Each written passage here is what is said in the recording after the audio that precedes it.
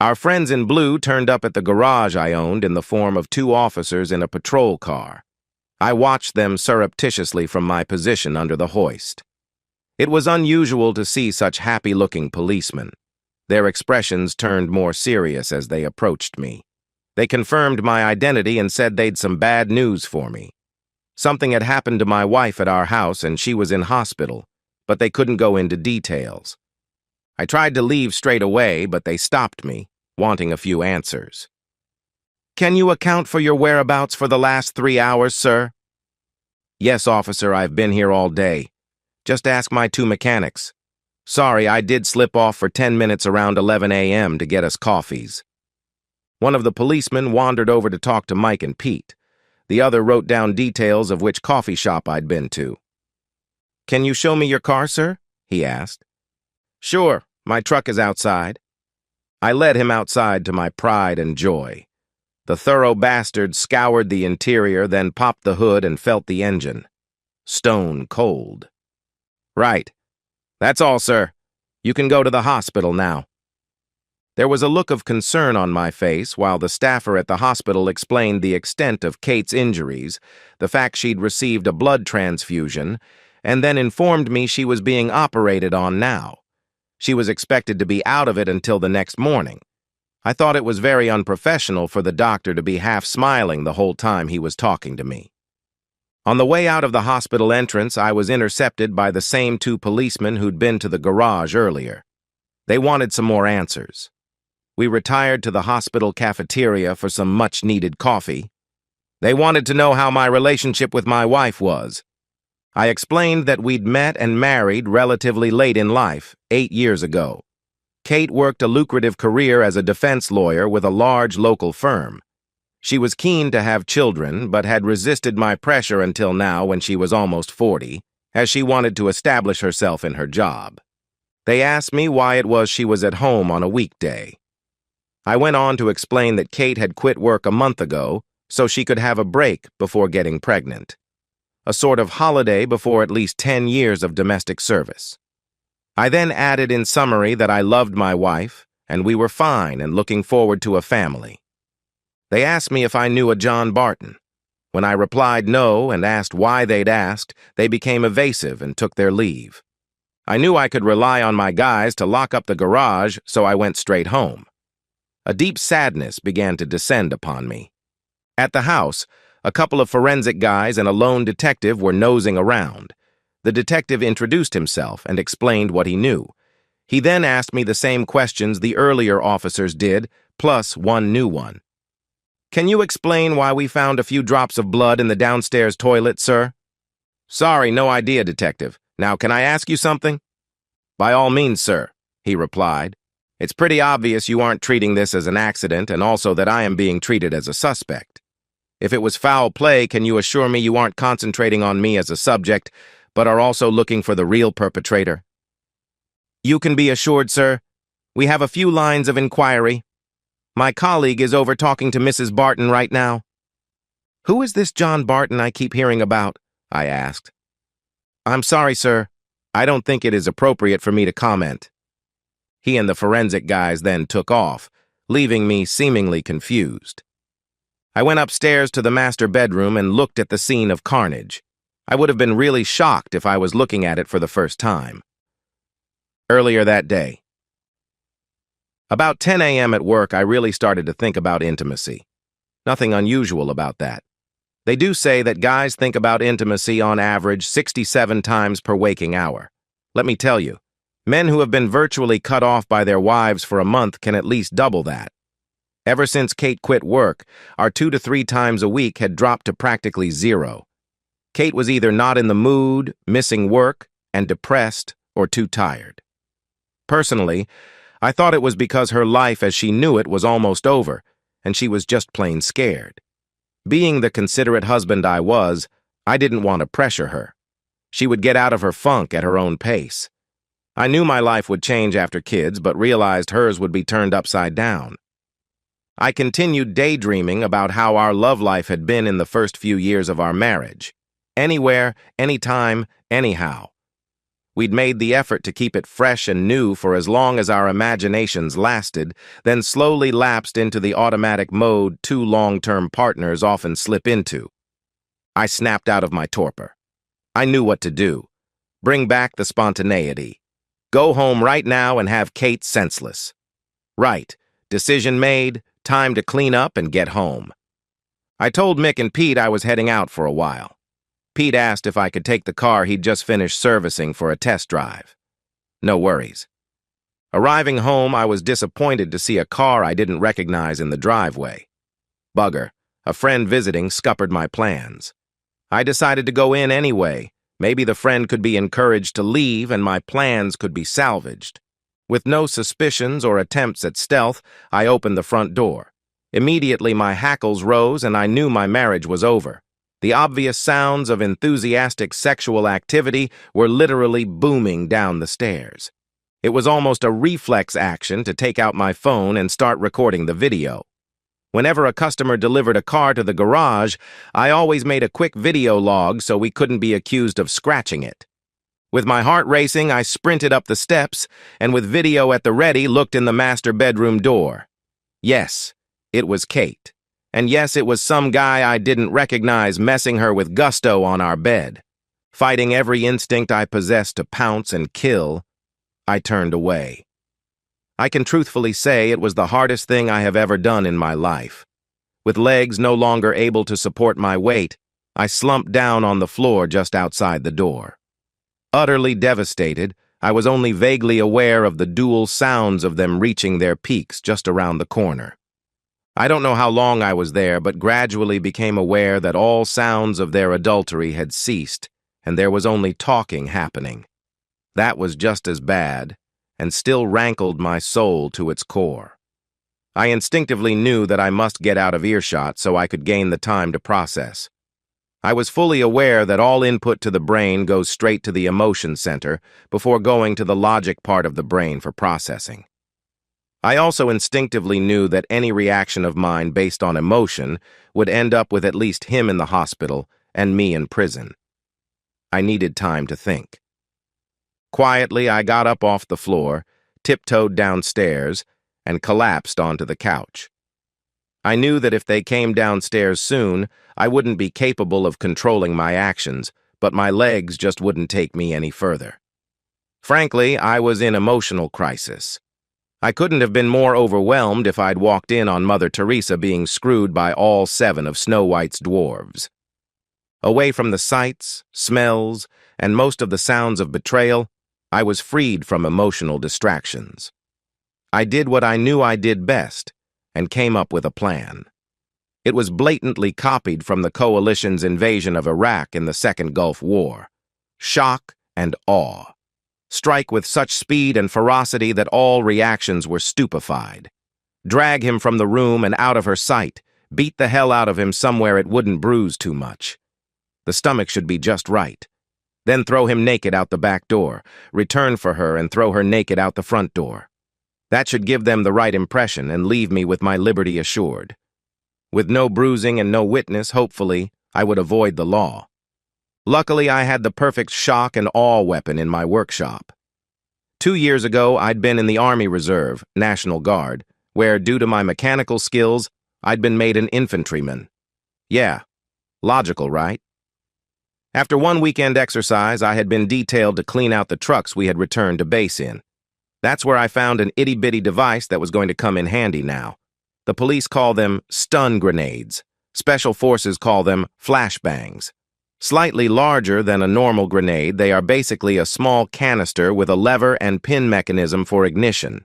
They were specifically made for hostage rescue and were designed to do little physical damage so they could be lobbed into a room full of innocents with no lasting harm.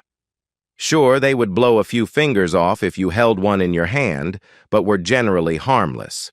What they did do, however, was go off with an 8 million candle power flash and a 170 decibel bang. The flash alone could stun a person to extreme non-function for at least 5 seconds. My devious mind, driven by newly acquired hate, quickly formed the rest of the plan. I didn't want to damage to my own house, so I couldn't just lob it onto the floor. Plus, the noise of it hitting would alert them. I didn't want that. I retrieved the device and quickly taped a short piece of rope to it, then put a loop in the end of the rope. Thus prepared, I tiptoed back upstairs. As I got closer, I realized that stealth was again unnecessary. I could plainly hear a man's groans coming from the bedroom doorway. Stopping only to pick up my phone from the floor outside the door where I'd dropped it, I glanced around the doorframe. Obviously ready for round two, the guy was standing at the foot of the bed facing the door. Kate was on her knees with her back to me, seemingly getting him fully excited with one of her signature mobs. Her head was languidly bobbing backward and forwards. She was good at this. I tried desperately to disassociate what I was seeing with any emotion I was feeling, but was only partly successful. Glancing around the corner again, I confirmed that his eyes were tightly shut. This time I noticed that he had his hands on either side of her head. Mentally rehearsing the sequence of events I'd decided on, I then took a deep breath and sprang into action. One step into the room, looped the end of the rope around the hook on the bottom of the light fitting, leaving the device hanging halfway to the floor. Pull pin, slip into pocket, out the door again, fingers firmly in ears and eyes tightly shut. Even with my precautions, the effect was awesome. I could plainly feel the shock wave and sense the bright reflected light through my eyelids. Following the plan, I leap into the room again, ready for action. This time it was my turn to be stunned. I don't know exactly what I expected to find, but it was nothing like the scene that confronted me. Mr. Anonymous was sprawled on his back on the bed with blood absolutely fountaining from his groin. Either nature had been extremely unkind to him, or there was some of his equipment missing. Kate was flat on her back on the floor with vacant eyes and her mouth opening and closing like a fish out of water, face covered in blood. Confused, I retreated out into the hall again to think. My reverie was disturbed shortly afterward by twin unholy shrieks from the bedroom, followed by various thumps and doors slamming open. I was starting to realize that I was in deep shit. My plan had gone badly right. Sorry, I meant wrong there. I looked around the doorframe once more into the scene of carnage. The guy had rolled off the bed and was curled up on the floor holding his groin, still shrieking like a banshee. Do you know how many nerves there are in a penis? Kate was nowhere in sight, but there was a blood trail leading to the bathroom. Must remove evidence. I re-entered the room, scanned it, and quickly found the detonator mechanism from the device, adding it to the rope in my pocket. I couldn't find anything else, so concluded it must all have been consumed. I started towards the bathroom, being very careful not to step in any blood, which was a big ask, I can tell you. Kate was on her knees spewing into the toilet. I fought the urge to go and help her. I just didn't care anymore. On the way out the door, I spotted something amongst the blood on the floor. I picked it up. It was warm and squishy and about 3/4 of an inch long. On the way out the front door, I detoured to the downstairs toilet and flushed it away. They wouldn't be sewing that back on. Careful not to screech my tires, I sped off down the street, thankful once again that we lived so far from the neighbors' houses. Halfway back to the garage, I dumped my pockets into a roadside bin. 10 minutes later, I was back in the small garage that I called work. I called over Pete and Mike, the two grubby, oil-stained guys I call my employees and friends. They hurried over, seeing I was rattled. Guys, I need you to be my alibi for the last 45 minutes. What do you say? Sure, boss, came almost simultaneously from them. Well, before you agree so hastily, I'd better tell you that what I have done is pretty bloody serious, and once I tell you what it is, you may not be so quick to answer. I don't know what the heck I will be charged with, but it could mean prison time. Before I explained it to them, I went to my office and threw on an old, dirty set of coveralls. I then went over to the bin and grabbed an oily rag, rubbing it into my face and arms. I didn't know when the police would be here, but I fully expected them. Both guys looked at me a bit bemused. I gave them a quick rundown on events of the last little while. They looked at me with stunned expressions. Mike was the first to break. He tried to hold it in for a good 15 seconds, then erupted in laughter. That broke the ice for Pete, who shortly joined Mike and me in uncontrollable hooting. Mine was driven by the aftermath of an adrenaline rush. It was fully 5 minutes before we all regained control, and with handshakes and promises of support, they returned to their oily engine bays. For the next hour, spontaneous chuckles could be heard from inside various grimy spaces. My wife, Kate, was about to reap the reward she'd earned for being aloof with my lowly friends in the past. Do you know how hard it is to clean blood up? Bastard stuff sticks like poop to a blanket. I ended up only cleaning the bathroom floor that night. I decided to just throw the bed linen away and made a note to get a new carpet for the bedroom. The ripped curtains would have to go as well. I tried to keep busy, avoiding thinking. That process wasn't helped by the constant phone ringing and knocking at the door. Yes, the media were in feeding frenzy mode. The combination of adultery and a guy getting his manhood bitten off was a story sent from heaven for them. I only answered the door once and soon unplugged the phone. Finally, with nothing left to distract me, I got around to my soul searching. Did I regret what I'd done? Strangely, no. I hated cheaters with a passion. I'd seen too many guys turned into woman-hating recluses when they caught their partners out. The funny thing was that until before lunchtime today, I would have bet my life on my wife sharing that passion. I was still stunned that I'd been so wrong, not to mention utterly bemused at Kate's motivation. She seemed to be as devoted to me as I was to her, and our love life was just fine. Well, until recently that was. After hours of internal turmoil, I could only come up with one solitary clue. I recalled the hairs on the back of my neck playing up about 2 months ago when Kate announced she was resigning so she could enjoy her last days of freedom. I expected her to work until at least the 7th month of her pregnancy. Something about her statement that she wanted a last hurrah before children struck me as odd. My rumination was interrupted by my private cell phone ringing. Not many people knew the number. Caller ID showed it to be Kate's parents' number.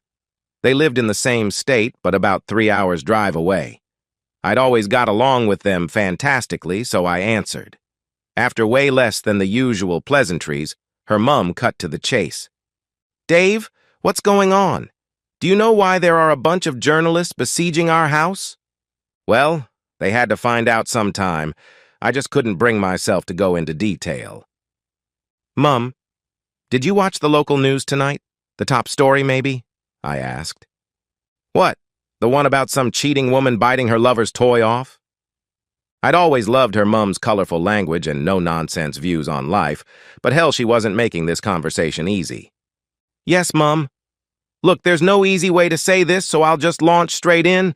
The woman was Kate." Luckily, my discomfiture was cut short by a scream, followed by a dial tone.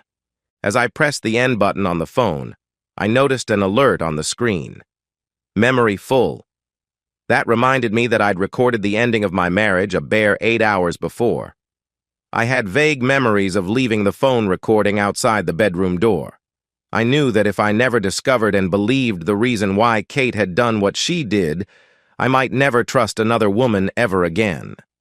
There was a good chance I would die a lonely misogynist, doomed to a wasted life. With desperate hope, I started the video playback. The screen showed the view I saw walking along the hall to the bedroom.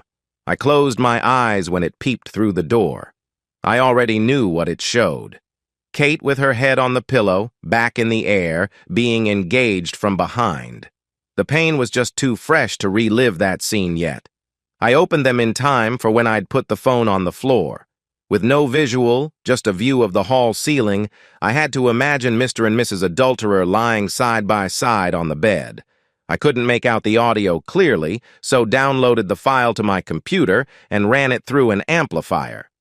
This is the relevant part of their conversation. "Wow, Kate, that was fantastic. In fact, the last week has been great. Does it have to end today?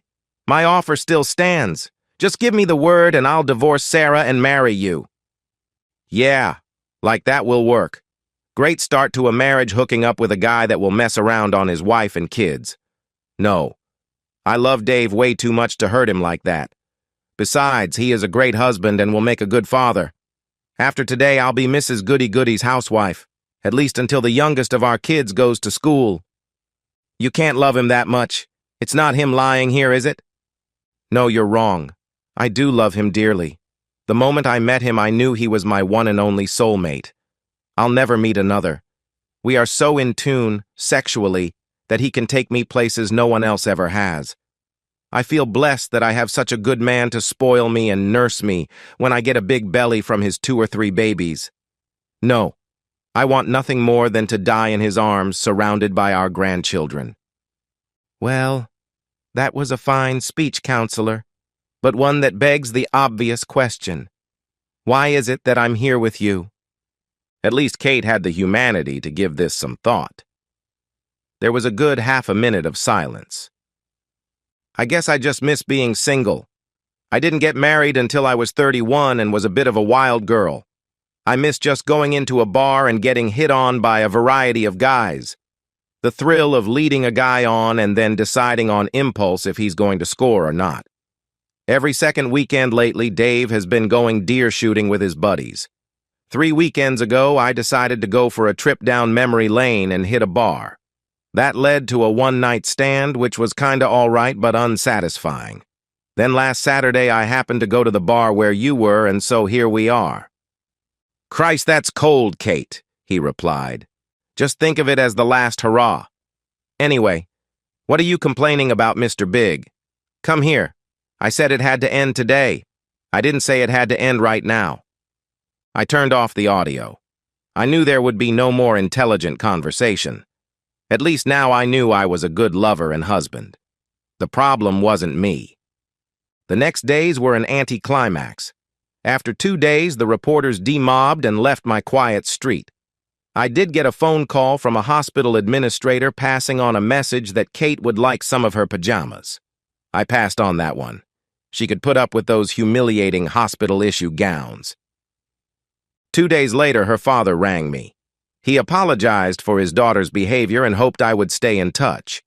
To try to sweeten the deal, he reminded me that he did have another daughter, and she was recently divorced. Sorry, Dad, just too weird. 4 days after the event, it was back on the news again. Mr. Not-So-Big was released from the hospital. The journos had done some digging and exposed him as a serial cheater. Thus, they took some delight in announcing that although the surgeons managed to sew his manhood back on, it was very unlikely that it would achieve at least one of its designed functions. At the end of that week, I received a surprise visitor. Mrs. Barton, or Sarah, as she insisted I called her, was a fine-looking lady with sad eyes. She told me that she'd heard a rumor that I may have some evidence that may help her in her divorce case. I explained that maybe I did, but couldn't admit to it without incriminating myself. She understood and was very apologetic for asking. I told her I thought there was such a glut of circumstantial evidence that she wouldn't need what I had. If that proved wrong, then I urged her to come back and I might reconsider. She had such sadness about her that I took pity. Pulling the video file up, I played her just the aftermath of the Big Bang. The shock at her husband's screams made her cringe initially, but she soon rallied. Suffice it to say, when she left, the sadness was gone. Being the helpful guy I am, I invited her to come over whenever the sadness returned for a pick-me-up. Oh yes, that wasn't the last time I would be seeing Sarah Barton. The last visitor I received was probably the strangest.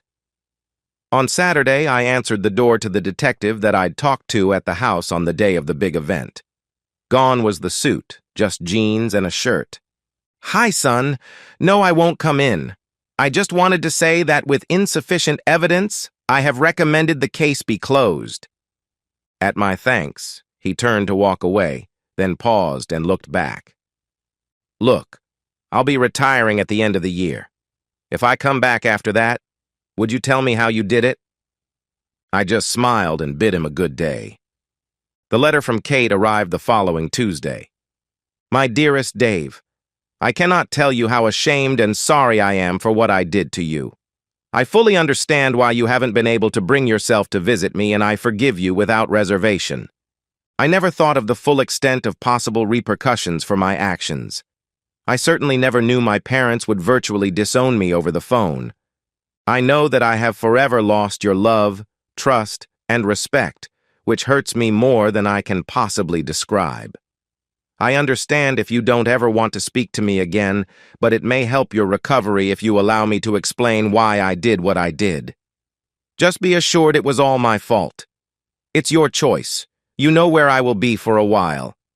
The doctors say I won't be able to speak properly for a long time, if ever. They think I swallowed the tip of my tongue when I bit it off. They are telling me about some experimental stretching techniques that may restore some function. I hope it works, so I can at least return to my career as some distraction from the dreary, loveless, childless future I now face. Ask for anything you like in the divorce and I will sign it. If you could find it in your heart to keep me on your medical insurance for the near future, I would be eternally grateful. Goodbye, my love. I wish you nothing but happiness in the future. I hope I haven't totally wrecked yours as well. Yours, Kate. I must say the letter moved me, so much so that I immediately decided to reverse a previous decision. I thought long and hard. Damn it, I would drop her pajamas off at the hospital. Now where are Mick and Pete's phone numbers? I owe them a beer. A keg each should do it. And so, we've reached the end of today's story. Was it what you expected, or did it take a twist you didn't see coming? I'm curious to hear your thoughts. Share them in the comments below, and let's get a conversation going. If this story kept you hooked, make sure to hit that like button. And if you're new here or just haven't subscribed yet, now's the perfect time to join our community. I bring you fresh, captivating stories every day, so click that subscribe button and turn on notifications so you never miss out. Thanks for watching, and I'll see you in the next one.